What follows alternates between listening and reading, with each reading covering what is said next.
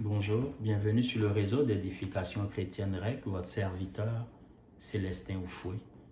Il me fait plaisir ce matin de partager avec vous la parole de Dieu dans le livre d'Éphésiens, Éphésiens chapitre 5 à partir du verset 18. Donc le verset 18 au verset 21. Donc le verset 18 au verset 21 et le titre donc de la prédication ou de l'enseignement ce matin est intitulé « Soyons remplis du Saint-Esprit ».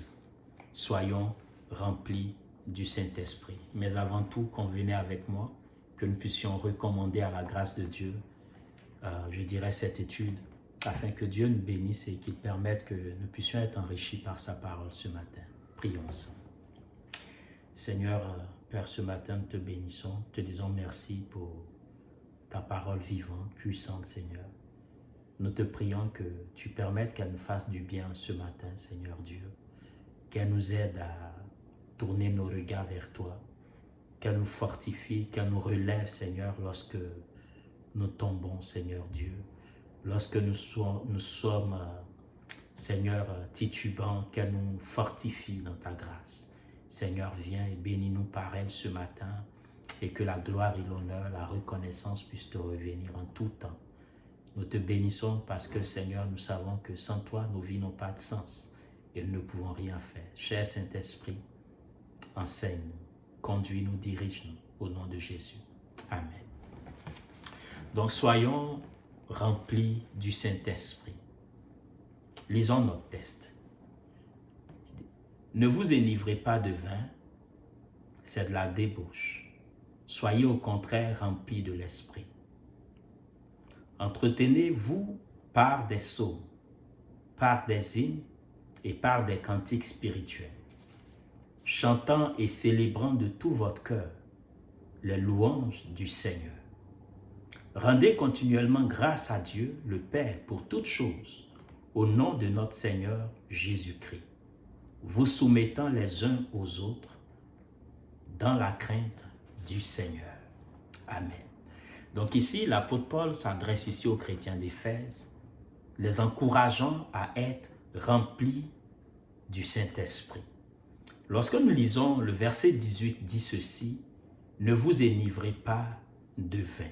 Donc n'ayez pas pour objectif de vous enivrer de vin. N'ayez pas pour objectif de vous enivrer de vin, mais soyez, excusez-moi, 2 points, il dit c'est de la débauche.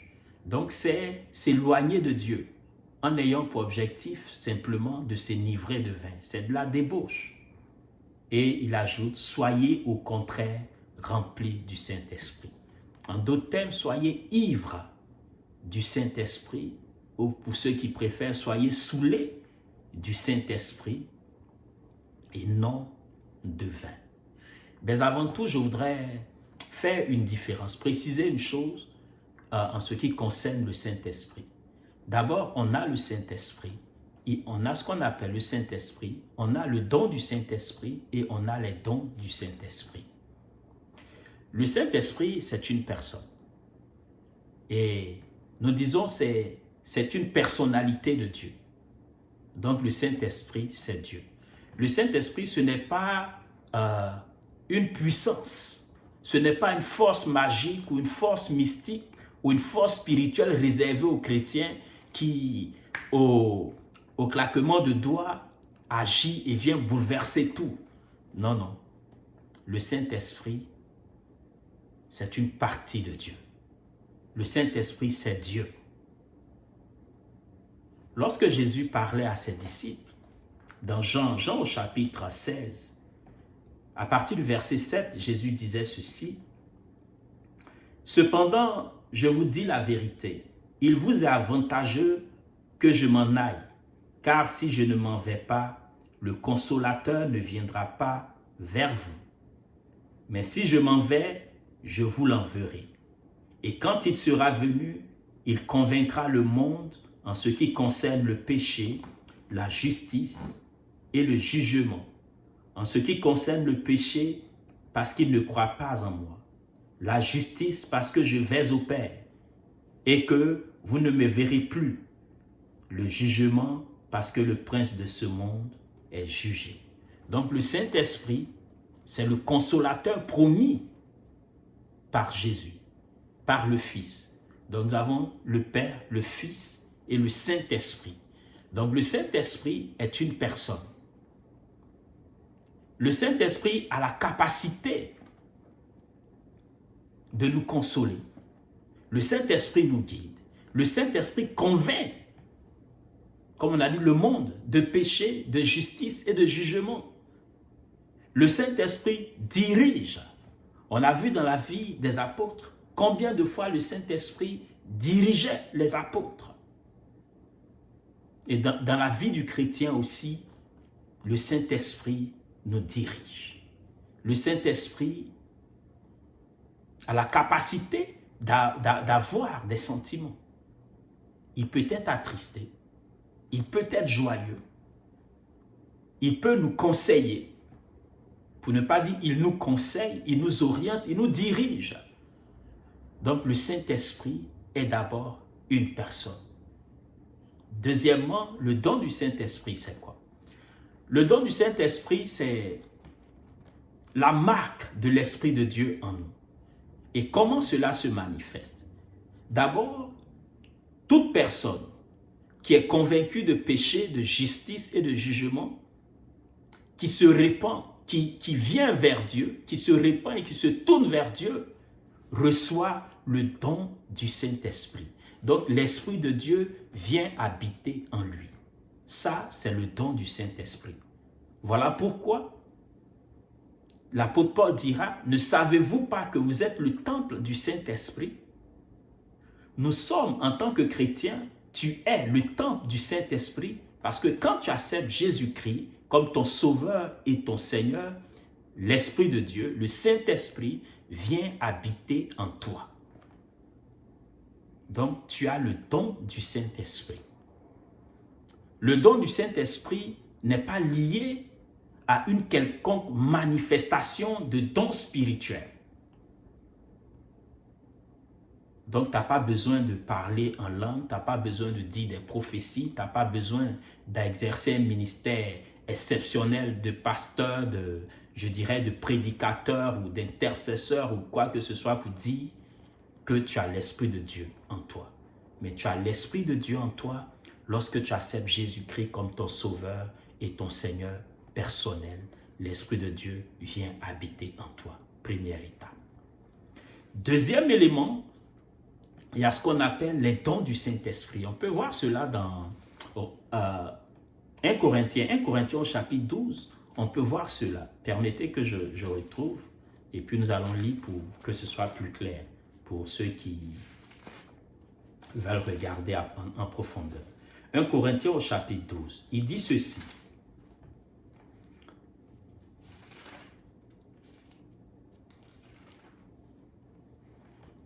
Voilà. Il dit ceci à partir du verset 4. Mais d'abord, je vais lire le verset 1 pour situer les choses. Il dit, pour ce qui concerne les dons spirituels, je ne veux pas, frères, que vous soyez dans l'ignorance. Il dit, pour ce qui concerne les dons spirituels, je ne veux pas, frères, que vous soyez dans l'ignorance. Et allons verset 4, il dit, il y a diversité de dons, mais le même esprit. Diversité de ministères, mais le même Seigneur. Diversité d'opérations, mais le même Dieu qui opère tout en tous. Or, à chacun, la manifestation de l'Esprit est donnée pour l'utilité commune. Donc, le même Esprit, le même Seigneur, le même Dieu. Le Père, le Fils et le Saint-Esprit. Et les dons spirituels, ce serait donc la manifestation, comme dit le verset 7, il dit, or, à chacun, la manifestation de l'Esprit est donnée pour l'utilité commune. Ici, on voit ici l'unité dans le corps de Christ. Donc, on a le don du Saint-Esprit que l'on reçoit lorsqu'on accepte Jésus-Christ comme notre Seigneur et notre Sauveur. Je dirais d'abord comme notre Sauveur et notre Seigneur. On a le don du Saint-Esprit. Et on a les dons du Saint-Esprit, qui sont une distribution de dons accordés par l'Esprit de Dieu ou par Dieu si on souhaite, à qui il veut dans la communauté, quand il veut dans la communauté. Donc, je n'ai pas besoin de parler en langue pour dire que j'ai le don du Saint-Esprit. Je n'ai pas besoin d'une prophétie pour dire que j'ai le don du Saint-Esprit. Je n'ai pas besoin d'être un excellent prédicateur, d'être un excellent président de culte pour dire que j'ai le don du Saint-Esprit, mais j'ai le don du Saint-Esprit quand j'ai accepté Jésus-Christ comme mon Sauveur et mon Seigneur. On va le voir, on voit dans le livre des Actes, effectivement, que dans certains cas, lorsque les personnes reconnaissaient qu'ils avaient Dieu, par la suite, on nous dit que lorsque les disciples sont venus, il fallait qu'ils prient, ou quand ils ont déclaré, tout le monde a commencé à parler en langue et l'Esprit de Dieu est descendu sur eux. Non, non. L'Esprit de Dieu est là quand on accepte Christ comme notre Seigneur et notre Sauveur. Lorsqu'on reconnaît cela. Amen. Donc, certains dons spirituels vont venir pour encourager, pour fortifier, pour confirmer certaines actions dans le développement ou dans la croissance des individus. Donc, j'espère que je me suis fait comprendre en ce qui concerne la différence entre le don du Saint-Esprit et les dons du Saint-Esprit. Et le Saint-Esprit lui-même. Donc, le Saint-Esprit, souvent, nous allons nous appuyer sur Actes au chapitre 1, où il dit, vous recevrez une puissance survenant sur vous. Le Saint-Esprit, vous serez mes témoins et tout cela. On va s'appuyer sur ce verset-là pour dire le Saint-Esprit est une puissance. Le Saint-Esprit n'est pas une puissance. Le Saint-Esprit, c'est une personne manifestant une puissance au travers de nous. Amen. Donc, le Saint-Esprit, c'est Dieu lui-même. Le Saint-Esprit, c'est la grâce de Dieu manifestée dans la vie d'un individu. Donc, tu as le don du Saint-Esprit. Quand tu es chrétien, mon frère, tu as le don du Saint-Esprit et ton corps est le temple du Saint-Esprit. Dieu habite en toi. Voilà pourquoi l'Esprit de Dieu peut être attristé. Lisons Éphésiens chapitre 4. Oui, Éphésiens chapitre 4 à partir du verset 30. Éphésiens 4, le verset 30 nous dit ceci. N'attristez pas le Saint-Esprit de Dieu. N'attristez pas le Saint-Esprit de Dieu par lequel vous avez été scellés pour le jour de la rédemption. Donc, de ne pas attrister le Saint-Esprit de Dieu. On va l'attrister. Le verset nous dit que toute amertume, toute animosité, toute colère, toute clameur, toute calomnie et toute espèce de méchanceté disparaissent du milieu de vous. Soyez bons les uns envers les autres, compatissants, vous pardonnant réciproquement, comme Dieu vous a pardonné en Christ. Donc le Saint-Esprit, s'il peut être attristé, c'est parce que c'est une personne, il peut être attristé. Ce n'est pas une force exceptionnelle, je dirais, une force extraordinaire, mystico-spirituelle, réservée aux chrétiens. Lorsqu'on est en colère, aller contre quelqu'un, on invoque le Saint-Esprit pour lui envoyer le feu, pour détruire sa maison. On invoque le Saint-Esprit pour se venger d'une situation dans laquelle on est. Non, le Saint-Esprit, c'est une personne. Une personne, c'est une personnalité de Dieu, si je peux m'exprimer comme ça, qui travaille avec les chrétiens pour nous encourager, pour nous permettre de demeurer, pour nous consoler. Comme le Seigneur a dit, je vous envoie le consolateur. Il est avantageux que je m'en aille afin que le consolateur vienne. Quand le consolateur vient, il reste avec vous pour tous les jours. Donc c'est ça le don du Saint-Esprit. Et les dons du Saint-Esprit, comme je l'ai dit tantôt, c'est des capacités que le Saint-Esprit, que Dieu va donner à chaque individu ou à des individus pour des ministères, des opérations particulières. Certains auront la capacité d'enseigner ou de compréhension d'un passage biblique que d'autres n'ont pas.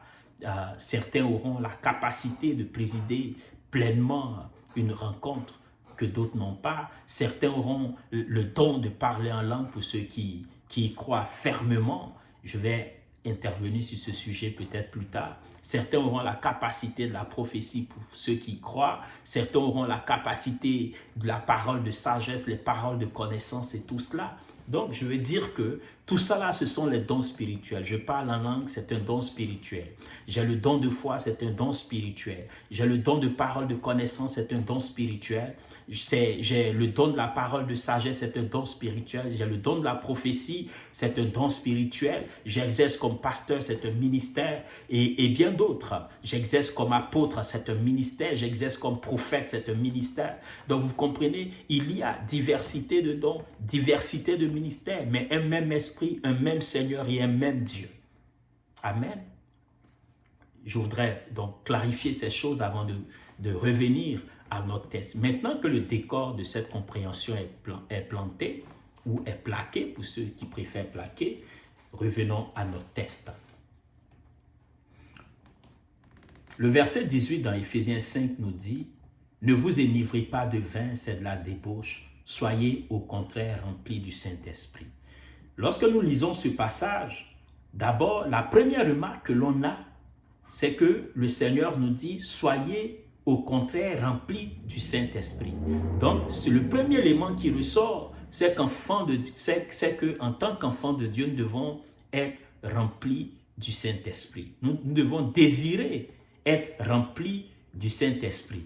Au lieu de s'enivrer de vin, ce qui est de la débauche, mais soyons au contraire remplis du Saint-Esprit. Donc, aspirons à être remplis du Saint-Esprit. Recherchons à être remplis du Saint-Esprit. Deuxième élément qui ressort de ce verset, c'est que c'est une commande du Seigneur. Donc, si c'est une commande du Seigneur, c'est-à-dire que c'est possible. Il dit, soyez au contraire remplis du Saint-Esprit. Donc, aspirez, recherchez à être remplis du Saint-Esprit, désirez à être remplis du Saint-Esprit. Donc, c'est une commande du Seigneur. C'est dit que c'est possible en tant que chrétien que nous puissions être remplis du Saint-Esprit. Mais lorsqu'on est rempli du Saint-Esprit, ça veut dire quoi? Ça, c'est ce que j'entends dans ma tête, c'est ce qui me résonne. Être rempli du Saint-Esprit, même en réalité, ça veut dire quoi? Être rempli du Saint-Esprit, c'est être attentif à la voix de Dieu dans notre marche de tous les jours. Être rempli du Saint-Esprit, c'est être capable de marcher selon ce que Dieu veut. Être rempli du Saint-Esprit, c'est être sensible à la voix de Dieu dans notre vie de tous les jours. Être rempli du Saint-Esprit, c'est servir le Seigneur. C'est marcher dans les voies du Seigneur. Être rempli du Saint-Esprit, c'est fuir le péché. Être rempli du Saint-Esprit, c'est nous détourner de nos mauvaises voies. Être rempli du Saint-Esprit, c'est être des témoins pour Dieu. Je veux dire des témoins parlants, mais des témoins vivants. C'est-à-dire quand on ne parle pas, que nos attitudes soient en train de parler pour nous. Quand on parle de Dieu, que notre bouche, que ce que nous disons soit conforme à ce qu'on fait.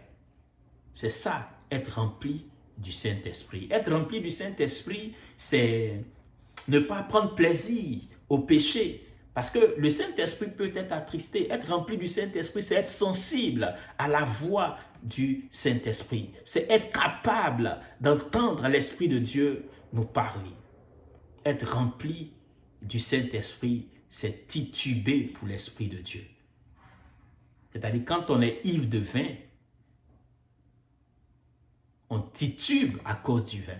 Mais quand on est rempli de l'Esprit de Dieu, on va tituber pour l'Esprit de Dieu. Permettez que j'emploie juste ce thème-là pour nous aider dans notre compréhension. Donc, soyez au contraire remplis de l'Esprit. Que nos cœurs se tournent véritablement vers Dieu. Que nos vies soient conformes à la parole de Dieu. Que nous marchions glorifiant Dieu. Alors, comment pouvons-nous être remplis du Saint-Esprit? Il va le dire dans la suite du verset. Il dit, entretenez-vous par des psaumes. Donc, Entretenez-vous par des psaumes. Quand il parle d'entretenez-vous par des psaumes, c'est-à-dire être ensemble avec des frères et des sœurs pour grandir, pour être attaché, pour être rempli du Saint-Esprit, pour être sensible à l'Esprit de Dieu, pour entendre Dieu. Ça prend une unité. Il dit entretenez-vous par des psaumes, par des hymnes et par des cantiques spirituels, chantant et célébrant de tout votre cœur les louanges du Seigneur. De tout votre cœur. Quand on parle de tout votre cœur, on veut parler de la sincérité de nos cœurs. Il dit entretenez-vous. Donc soyez ensemble en tant qu'enfants de Dieu. Encouragez-vous, fortifiez-vous, soutenez-vous. C'est ça, être rempli du Saint-Esprit. Être rempli du Saint-Esprit nous aide à nous fortifier les uns les autres, à nous encourager les uns les autres, à nous aider les uns les autres, afin que nous puissions aller de l'avant pour la gloire de Dieu. Et au verset 20, il dit « Rendez continuellement grâce à Dieu le Père pour toutes choses, au nom de notre Seigneur Jésus. » Pour toutes choses, rendez continuellement grâce à Dieu. Donc pour montrer que quand on est rempli du Saint-Esprit, notre vie ne dépend pas en réalité de nous, mais elle dépend de Dieu. Notre vie n'est pas liée à ce qu'on fait, à ce qu'on est, mais notre vie dépend de Dieu. Sans Dieu, nous ne pouvons rien faire. Il dit, rendez continuellement grâce à Dieu, le Père, pour toutes choses, au nom de notre Seigneur Jésus-Christ. Au nom de notre Seigneur Jésus-Christ. Rendons continuellement grâce à Dieu. Donc, frères, soyons remplis de l'Esprit. Aspirons aux choses spirituelles. Pour être rempli de l'Esprit de Dieu, il faut aspirer aux choses spirituelles. Il faut désirer les choses spirituelles. Combien sommes-nous à négliger les choses spirituelles pendant que nous voulons être remplis de l'Esprit de Dieu? Pendant que nous demandons à Dieu de nous remplir de son Esprit, nous refusons d'assister aux rencontres organisées par nos églises, par nos communautés. Combien sommes-nous à fuir même nos communautés, à rejeter les enseignements, à ne pas assister du moins aux enseignements de nos communautés, tandis que nous demandons à Dieu de nous remplir de l'Esprit de Dieu. Combien sommes-nous, tandis que nous voulons que Dieu nous remplisse de son Esprit, nous sommes engagés plutôt à nous tourner à une recherche effrénée de biens matériels qui fait en sorte que nous n'avons même pas le temps d'accorder un moment de prière, de prendre un moment de prière, une relation intime de prière avec Dieu. Combien sommes-nous à nous détourner même de nos méditations, de nos moments de prière pour vaquer à nos occupations professionnelles régulières, ce qui est noble, mais en les mettant à la place de Dieu, considérant que c'est nos biens qui nous sauvent, c'est nos biens qui nous donnent la paix, c'est nos biens qui nous donnent la joie. Combien sommes-nous à négliger nos moments de prière, de famille, nos moments de prière personnels? Combien sommes-nous à négliger nos rencontres fraternelles, nos communions fraternelles? Frère, le Seigneur nous dit, sœur, le Seigneur nous dit d'être remplis de l'Esprit. Alors, pour être remplis de l'Esprit, tournons-nous vers Dieu. Parce que c'est lui qui nous le dit, c'est que c'est possible. Il dit, mais vous, lorsque vos enfants vous demandent un morceau de pain, vous ne leur donnez pas un morceau de serpent, ne leur donnez pas un serpent. À plus forte raison moi. Donc le Seigneur, demandons au Seigneur de nous remplir de son esprit, de nous aider lorsque nous avons de la difficulté à nous tourner vers lui. Il nous arrive des fois pour avoir 5 minutes, 15 minutes, 10 minutes de prière, c'est tellement difficile. Difficile parce que l'environnement spirituel, mystique, les ordres démoniaques et sataniques savent que lorsque l'on se met à prier, il y a du tremblement dans leur camp. Alors tout sera mis en place pour nous empêcher d'avoir une vie de prière, pour nous empêcher d'avoir une vie de méditation. Des fois, de façon noble, on va être engagé dans nos vies professionnelles, je dirais assez fortement même, que en le voulant, on va même le justifier. On va même le justifier. La Bible déclare que celui qui ne veut pas travailler ne mange pas non plus. Donc, on travaille fort, fort, fort, fort, fort. Et on oublie même d'avoir un moment de prière. Tandis que celui qui nous donne le travail, qui nous donne la force de vacace à toutes nos occupations, c'est Dieu lui-même. N'oublions pas que nos activités professionnelles ne sont pas, je dirais, la bénédiction même que Dieu nous donne. Mais nos activités professionnelles sont un prétexte que Dieu nous donne pour pouvoir à nos besoins. Il nous bénit par le travail pour pouvoir à nos besoins. Il nous bénit par nos occupations professionnelles parce qu'il veut pouvoir à nos besoins par cela. Vous comprenez? Je ne suis pas en train de dire d'abandonner vos activités professionnelles. Loin de là, je vous encourage à travailler durement pour être heureux. Mais cette joie et ce travail dur que nous faisons, la force pour pouvoir l'exécuter, la force pour pouvoir les faire viennent de Dieu lui-même, viennent du Père des Lumières, le Seigneur des Seigneurs, le Roi des Rois, le Maître des temps, celui qui détermine toutes choses, celui qui ouvre les portes quand bien même elles sont fermées pour nous. Oh, il est capable de les ouvrir, celui-là même qui manifeste sa puissance dans nos vies. Voilà pourquoi je vais dire à quelqu'un aujourd'hui, sois rempli de l'Esprit. Sois rempli de l'Esprit. Sois rempli de l'Esprit. Que le Seigneur nous bénisse, qu'il bénisse sa parole. Prions ensemble. Seigneur, ce matin, je voudrais élever ma voix vers toi et te prier. Te bénir pour ta parole qui est juste, qui est vraie. Seigneur, je voudrais t'apporter ma vie parce que trop de négligence, trop de paresse dans ma vie, Seigneur. Trop de négligence de méditation, de prière. Trop de négligence, Seigneur, Dieu de gloire, d'observance de ta parole. Je te demande pardon. Pardon pour moi, Seigneur. Pardon pour mon frère, ma soeur, qui se sont concernés par ce sujet aussi. Et nous voulons te demander de nous aider afin qu'on puisse être remplis de l'Esprit. Pardonne-nous toute négligence concernant ton œuvre, concernant ton appel dans nos vies, concernant ton ministère. Pardonne-nous. Aide-nous, Seigneur, à marcher dans tes voies. Au nom puissant de Jésus. Amen. Que le Seigneur te bénisse ce matin et qu'il t'aide à marcher dans ses voies et à être rempli de l'Esprit. Qu'il te fasse beaucoup de bien. Amen.